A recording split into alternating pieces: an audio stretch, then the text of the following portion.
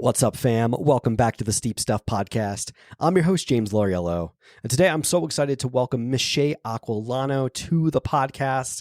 I'm really excited to finally had a conversation with Shay. You guys might know that name because she just became the champion about a week and a half ago of the Gorge Waterfalls 100K race in Cascade Locks, Oregon, and punched her ticket back to the World Mountain Running Championship for the long trail. Aside from that, Shay was actually a selection for the 2025 Trail Team Elite Team.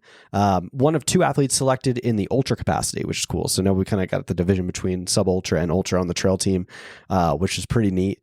Shay is an absolute world beater. She's going to be going to Western States this year, got in on a lottery spot, might actually be, she's my pick to be the first woman to win the race since Kat Bradley, off of a lottery spot, which would be pretty cool. She also had a great finish at Black Canyon as well. Talk about all these things in the episode. It's a great one. I can't wait to actually have Shay back on. This was kind of a brief episode. So I'm excited to have her on in a long form interview in the coming months, especially for her Western States build. So congrats to her. Really excited to see her going back to Worlds. And guys, have a great one. Hope you enjoy this one.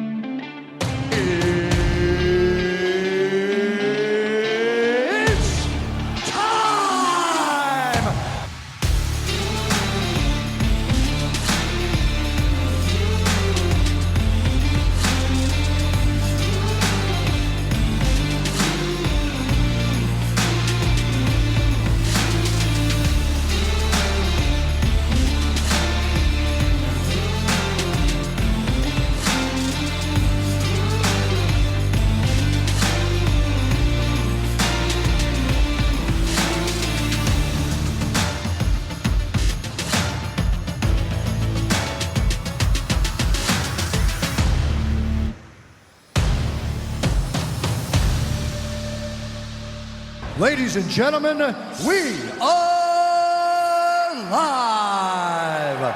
Listen up, guys. The Steep Stuff Podcast is brought to you by Ultimate Direction USA. Guys, I am so excited. UD just dropped their new Race Vest 6-liter and Ultra Vest 12-liter in two beautiful aesthetic colors.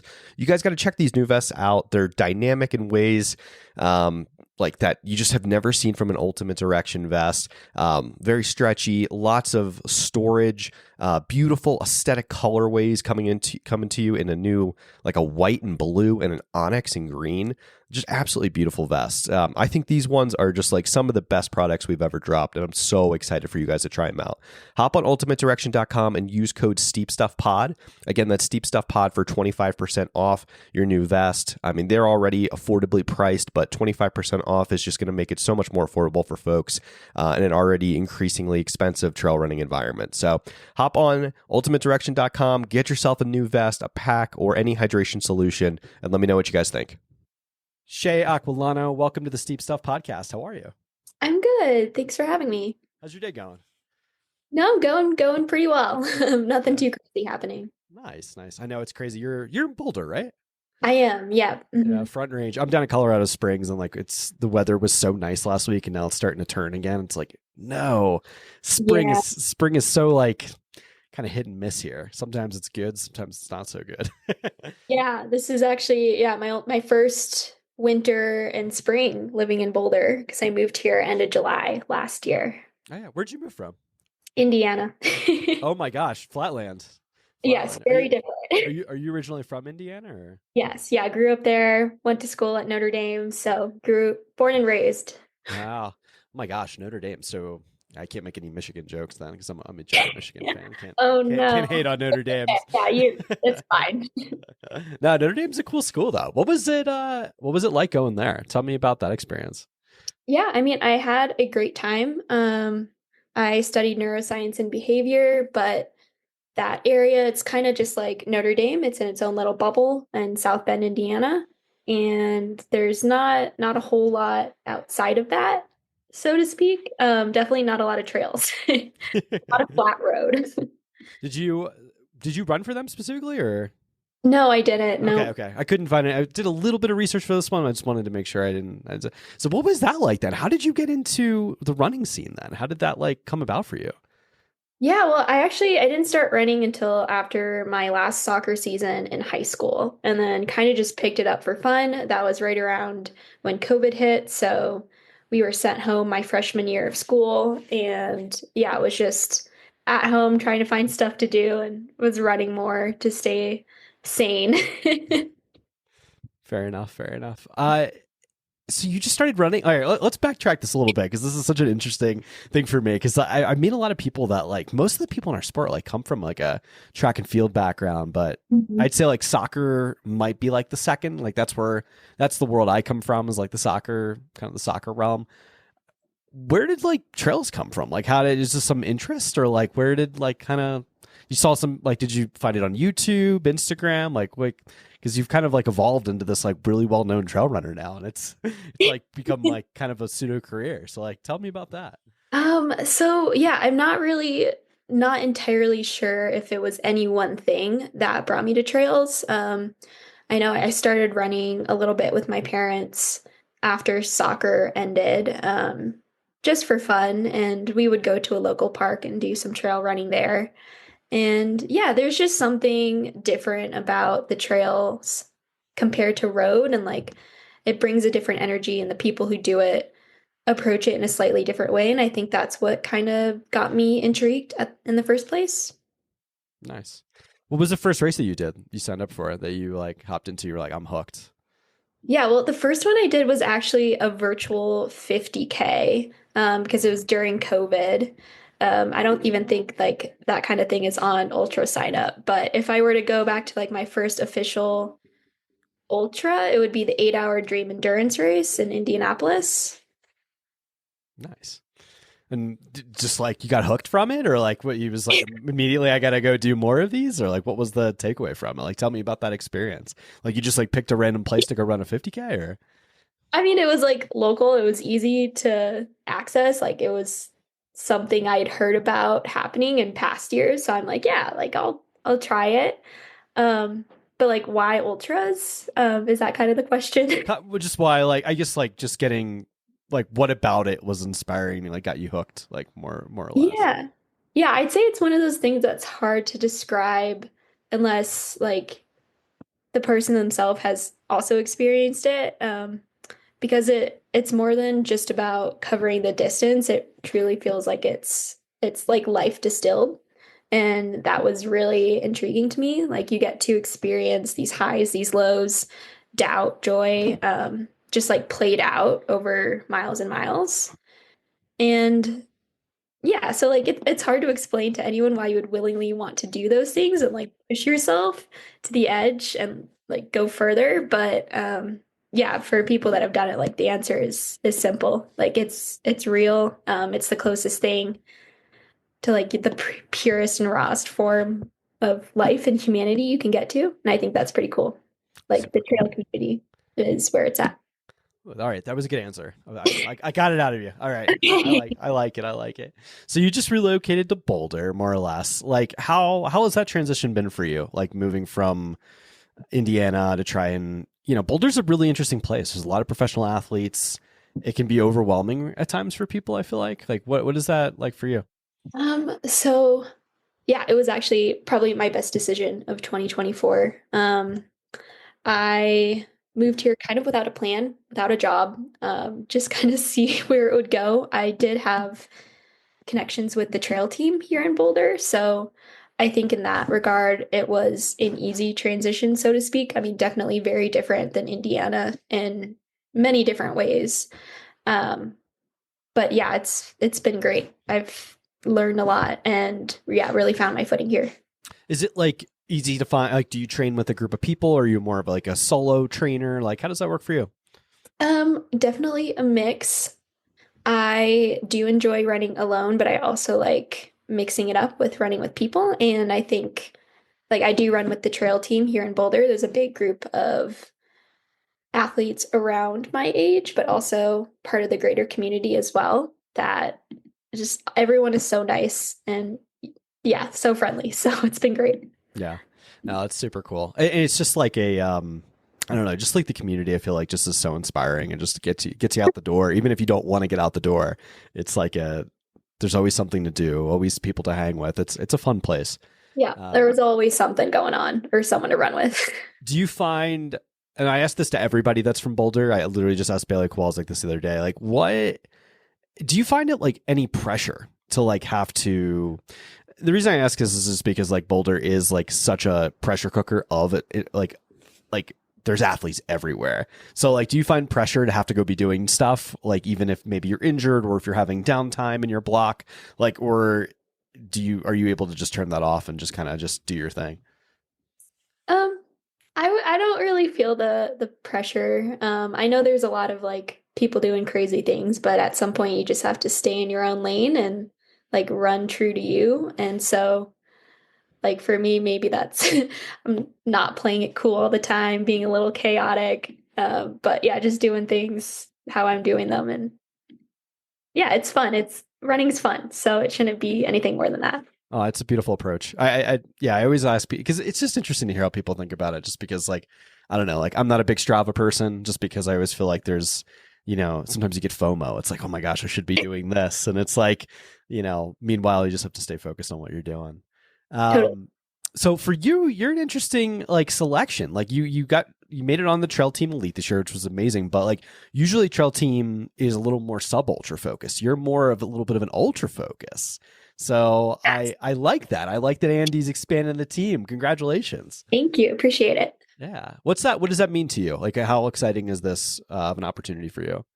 I mean, it's amazing. Yeah, coming from and growing up in Indiana, like there's very few trails. I mean, there is a small trail community there, but growing up there, I always felt a little bit disconnected from the greater trail community, especially with a lot of it centered more on stuff happening out west.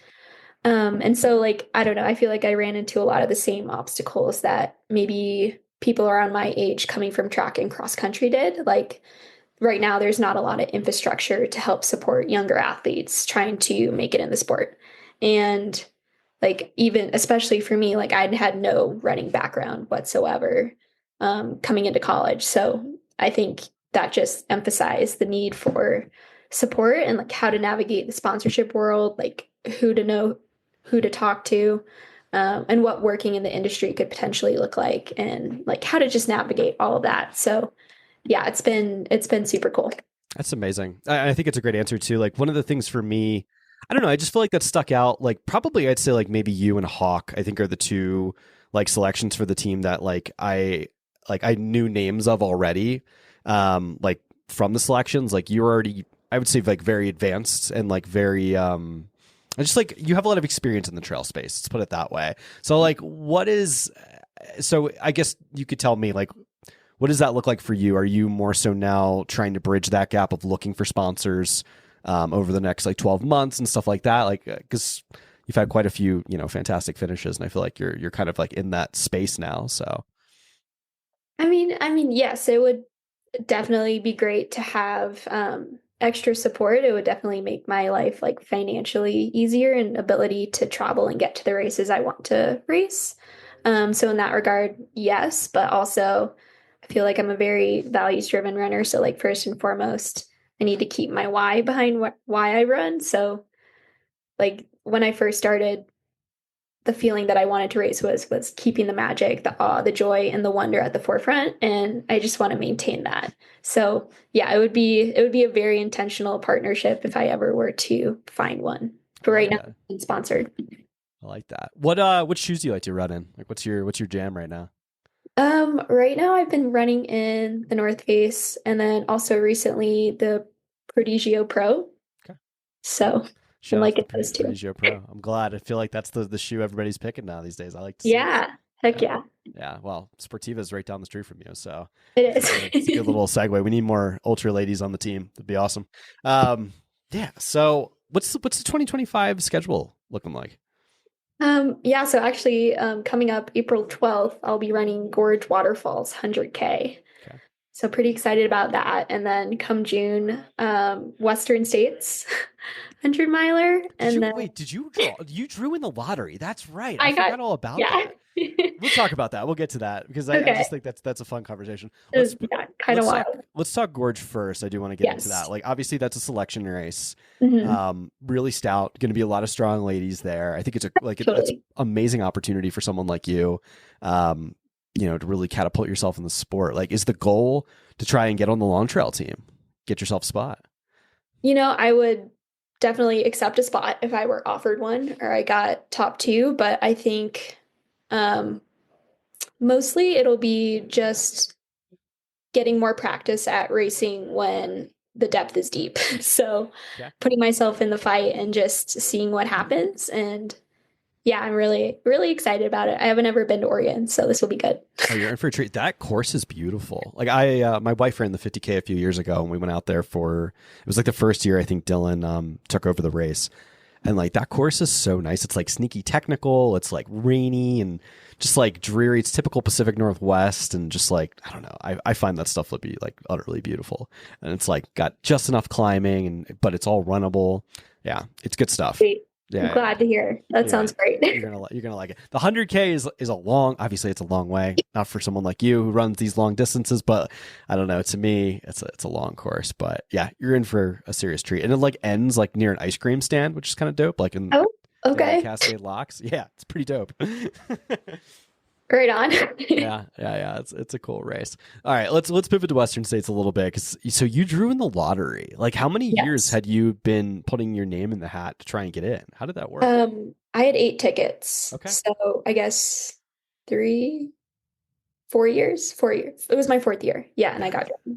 That's not too bad. That's pretty solid. Hmm. Wow. All right. So what are you looking for the most about Western States? Because that's a big dance right there. Oh man, I haven't even like I've thought about it, but I got to get through Gorge first. Okay. Okay. Yeah, I'm just super stoked on it because that's definitely been a dream bucket list race for me. So just excited to be able to take part in it for sure. What has training been like for you so far? Just getting ready for Gorge, and as well as I guess like Western States on the back end of that. Just 8 weeks later or something like that. Like what? What is the blocks been looking like? A lot of speed. Like what have you been working on? Yeah, so I mean, heading into Black Canyon and then also earlier in this block was doing some VO2 work and tempo work, and then transitioned into more like endurance effort, length of stuff. And also, yeah, since Western is my A race, just playing around with some things that I think could work in the training block leading up to Western States. Like my coach and I have been implementing a heat training block leading up to Gorge, while Gorge not necessarily will be warm, but Western will. So like just seeing how my body responds to that. Super cool. Who do you work with as a coach? Ryan Anderson. Okay. Very cool. What is do you think boulders? I mean, I just feel like Boulder's so conducive for getting ready for like a race for Western States, like just endless amounts of like dirt roads and like Yes. good technique, like some techie descends, some good things in there. Yeah, what's been your go-to? Like do you hit Gold Hill like everybody else? Like what's the deal there?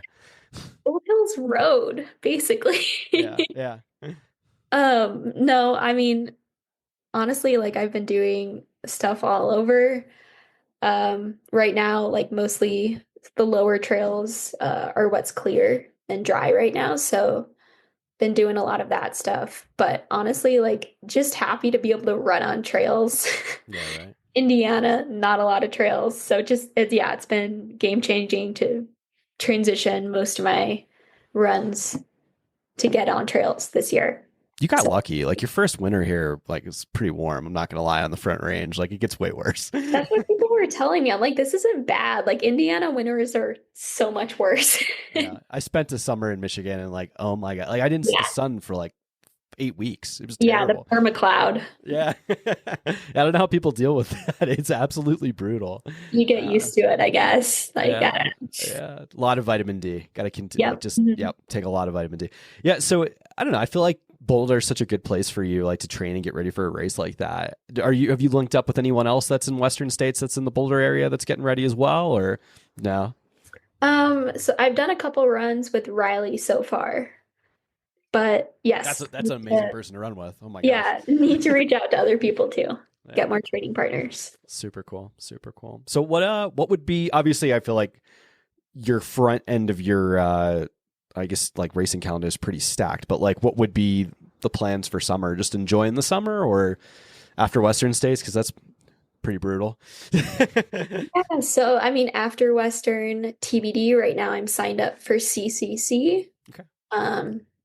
Unless Worlds would potentially happen, then I would do that instead. Okay. And then after that, thinking about JFK 50 mile, but still haven't committed to anything yet. Yeah, that's so far out. Oh my God, yeah, you Yeah. have plenty of time. CCC would be cool. Have you ever ventured out to Chamonix or like that area? Never. So that would be a really cool experience. Yeah, I feel like every person that I know that has gone out there for either to like race out there or just spend time, it completely changes the way they view the sport. Like it's like so professionalized being out there, and then they come back to America where it's like still kind of like there's still a grassrootsy vibe here. Yeah, totally. So like everybody comes back with like kind of a different view on the sport, which is interesting. So I'm curious to see how you grow and how that works for you. It's pretty cool.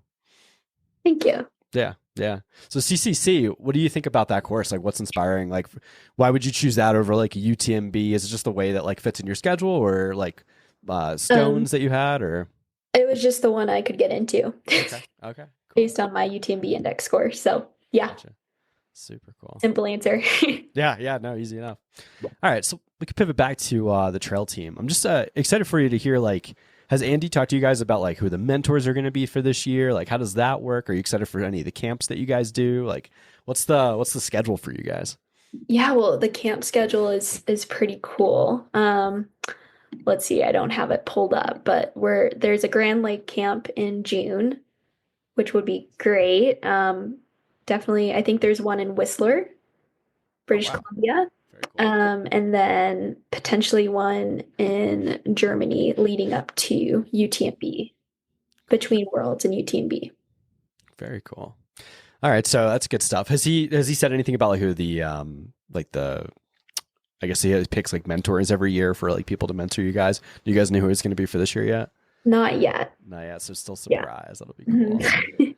Did you get a chance to last year? I think it was at the Grand Lake one. Did you link up with them and go to the one at the Grand Lake? I know there was a bunch of folks. Yeah. Okay, how was that? I thought I remember seeing you in the pictures there. Totally. Yeah, that was actually my first time really like meeting the rest of the trail team, and yeah, that was before I'd even moved to Colorado. So I think I kind of knew that like yeah, I was gonna move. And Andy and Carly were really helpful in getting me out here. So transition. Yeah, no, super cool.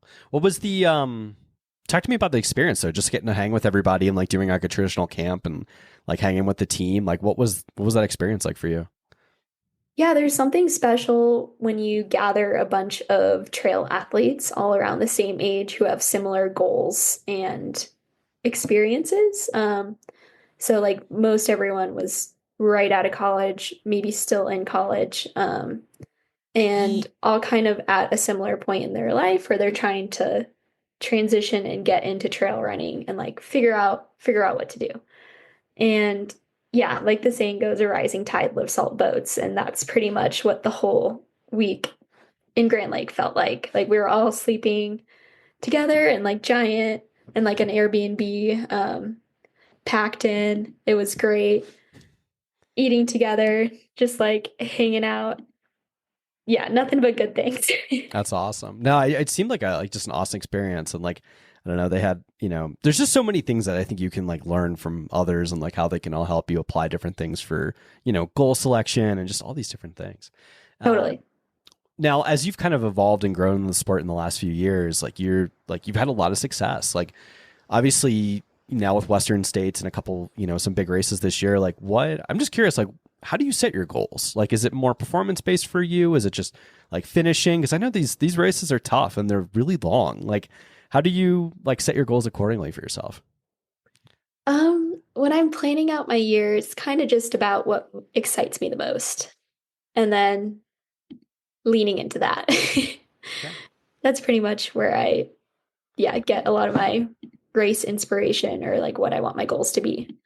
And like I've got I've got big dreams, and size of the goals can't be rushed. But then again, I'm really lucky to have big dreams at all that fill me up. And when things don't work out, I'm like, yeah, I'm not there yet, but I want to be. And so that just like drives my training and how I approach racing. What are your big dreams? I'm curious. I got to hear. Tell me. Well, Speak they're speak ever them into evolving. existence. Oh no.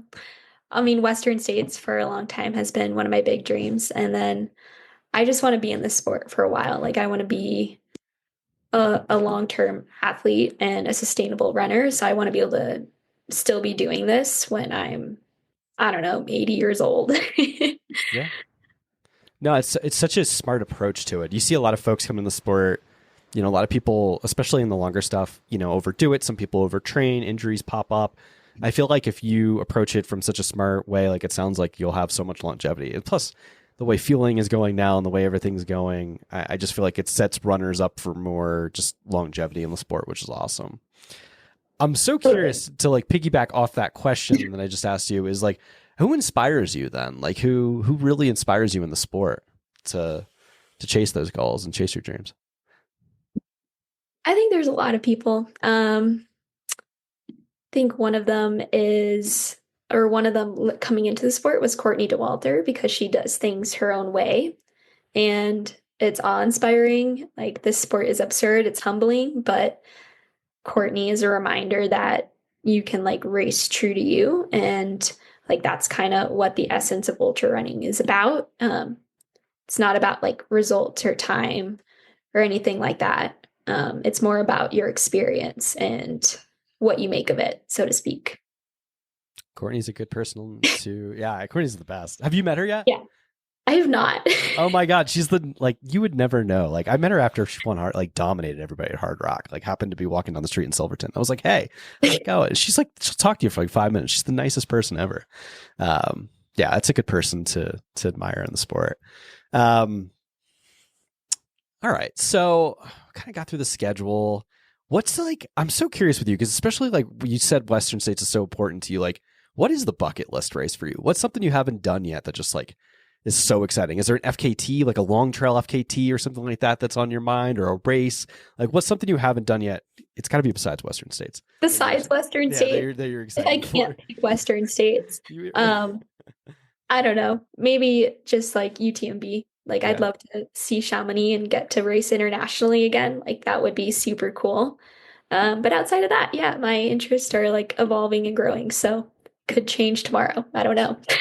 Super cool. I'm so curious to get in your head about like long, like ultra, just because like so many folks that are younger in the sport come in and like they're very focused on the 10K or the Mountain Classic or the VK, like a lot of sub ultra emphasis in younger, these whippersnappers these days, these younger people, which I love sub ultra. That's all I race. But it's so curious because like some people you meet, it's just like, how hard can I push myself for a really long period of time? Is that more your take on it? Or like, what drives you toward like that exploration? Is it more so just build out the pain cave? Like, what is it? I don't know.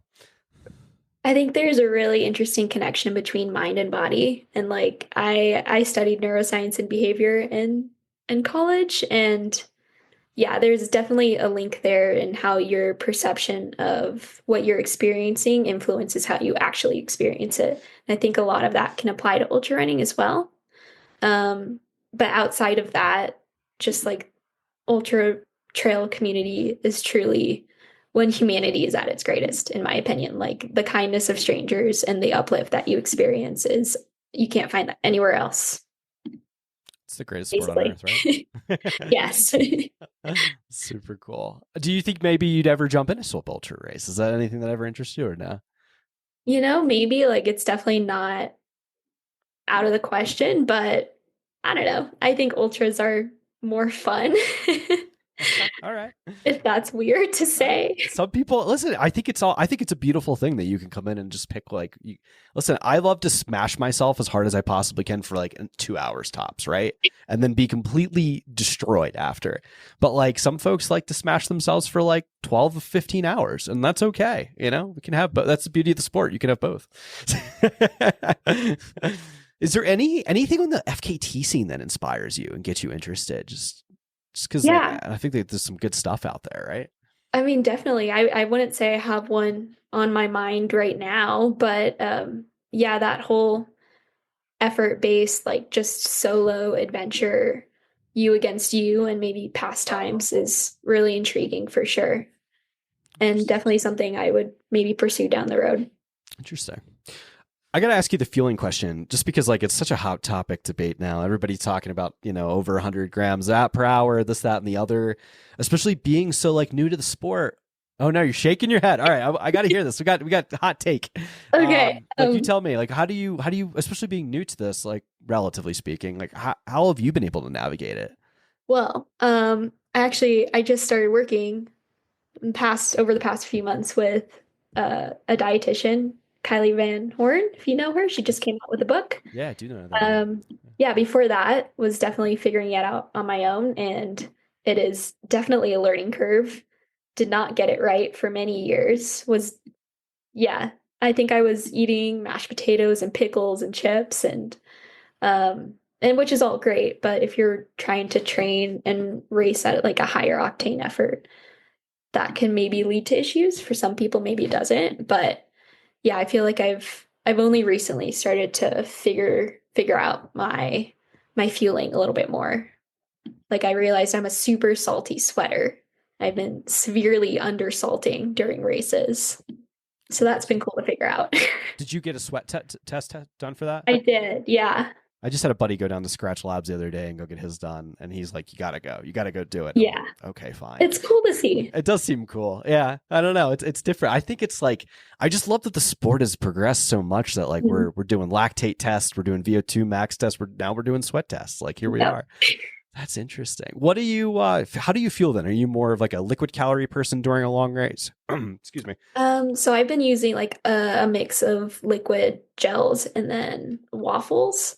So I think having just a little bit of something solid to sit in my stomach helps me. But I definitely have not been doing 100 grams of carb plus an hour.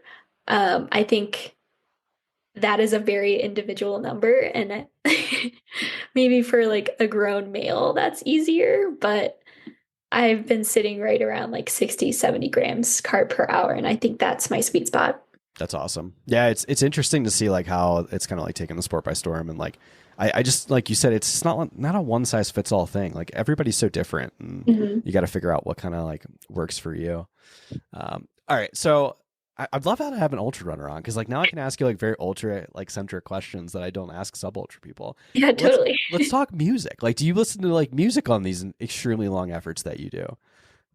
So I will, like in races or training, I will sometimes use music in like maybe the last half or the last third of a race, kind of as a pick me up, but usually will not start with music or listen to it before then. At Black Canyon, I did not listen to music the entire time.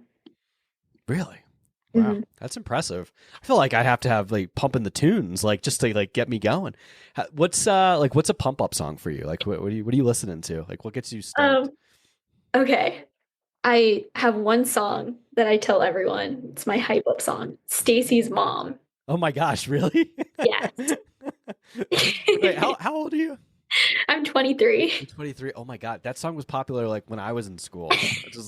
I'm ancient, so you can't be sad when you listen to Stacy's Mom. Like you can't have the ultra sads. Yeah. No, that's fair. That's fair. Okay, that's a good one. Stacy's Mom. Yeah. All right, I'm gonna try that on a start line one day, or on a maybe at the end of a race. That sounds funny. Yeah, it's cool. All right. Do you get nervous on start lines?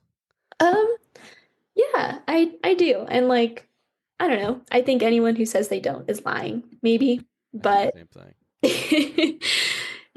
Like after the gun goes off, like you're starting, you're going, that kind of goes away. So it's more so the anticipation and the excitement, I think. And just like, yeah, you're about to go run a really long, far distance and you're going to be out there pretty much all day. So that's like wrapping your head around that is a little scary, but yeah, you just have to welcome the fear and do it anyway. I I like that. Are you a very strategic racer? Are you like, because you see a lot of these Euros like jump off the gun and they're running a 5-minute mile and like a 60K race or a 100K race. Is it like for you? Are you more like, let's wait and like reel people in? Like what's your strategy usually on these races? I think it depends on the race Okay. and like what I know my strengths and weaknesses are. Like there's definitely some strategy that goes into it, but at the end of the day, running is play and I'm gonna race because it's fun. So yeah, I don't know. It depends. I think What that's my question. Yeah. what did you do at Black Canyon? Did you like because that's such a fast race. It's Yeah. almost like if you don't put yourself in the race, then Mm. things can unravel quickly, or you could find yourself, kind of back there. Like, what'd you do? Yeah. I think that race was interesting because I it was my fourth time racing it. And I knew there was going to be some women that just sprinted out hot, like were rabbits from the gun.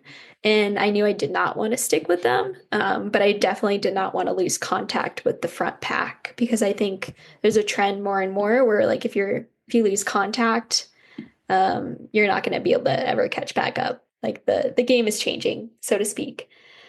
So yeah, not so much hanging back, but not killing myself either. Yeah. It's a fine line. Are you during these efforts? Are you, especially because it's so long? Are you watching heart rate? Are you going off of perceived exertion? Like, what are you doing on there? Perceived exertion for sure. Interesting. Yeah, just own effort. Do you, when you work with your coach, are you guys training off of perceived exertion versus heart rate? Yeah, I mean, I wear a heart rate monitor and he'll look at those numbers, but I don't worry about them.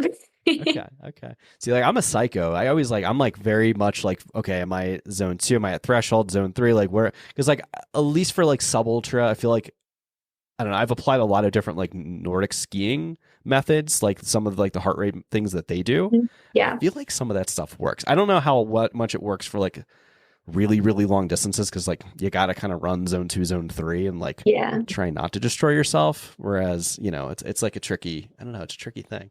Super cool. Yeah, I don't know. What's your plan for going into like Western states? Is that going to be more like, okay, this is my time. I think I can run to Dusty Corners. This is my time. I think I can run to Roby. Like all these different like spots on the course. Is it going to be more segmented? Is that how you'll break it up? I guess. Yeah, and I think Western is an interesting one because there's so much data out there about splits and timetables and stuff. And like there are kind of times you have to hit if you want to even be within striking distance of the top 10.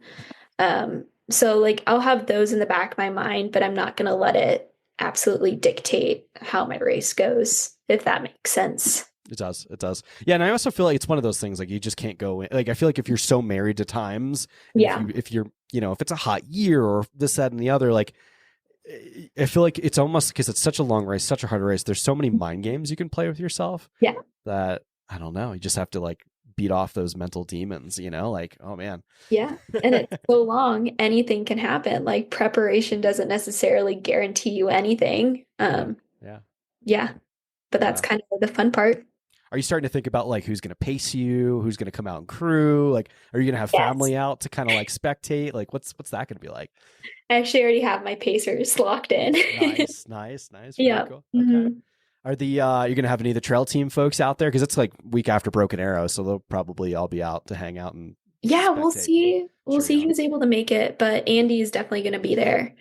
He's also going to be doing media for Atra, so Cool. that'll be cool to have him out on course. Very cool. All right. Well, we're at about 40 minutes, so I'm going to wind this one down now. Shay Aquilano, I want to say thank you so much for coming on the podcast. It was a great conversation. This is going to drop next week. We're going to be doing like a whole week of the trail team where we're going to like release everybody's, kind of introducing everybody. So it'd be super fun. Great. And yeah, I definitely want to keep in touch. I can't wait to have you on after Western States or before then. I can't wait to chat about these races, these long things, man. I don't know how you do it. Well, thank you, James. Yeah, a great conversation. Yeah, super fun. Thanks, Shay. I appreciate it. Yep. All right. What'd you guys think? Oh man, what a fun episode. Like I said, I can't wait to have Shay back on. Just a super, super incredible athlete and just an inspiring human. So guys, also one cool thing, she like recently just launched a podcast or a shoe review shoe review site that you guys can find on Instagram as well as YouTube. I believe it's called what is it? Shay's Shoe Review with Carly. So Carly as well, by women for women, which is pretty sweet. So it's a women's shoe review. I'm really stoked on this, especially because like there's a lot of dude shoe reviews out there for dude shoes, and like no one's talking about women's shoes. And this is just such a space that's needed. So super excited to see Shay and Carly taking charge with this one.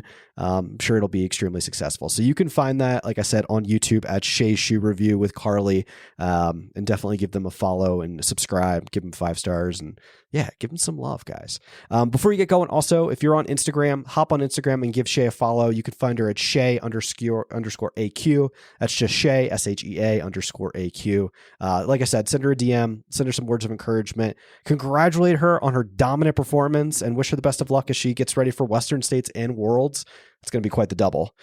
Guys, if you enjoyed this episode, please give us a 5-star rating and review on Apple, Spotify, YouTube, or wherever you consume your podcasts. That would mean the world to us. And yeah, have a great rest of your week. I got more coming down the pipeline. It's a busy week.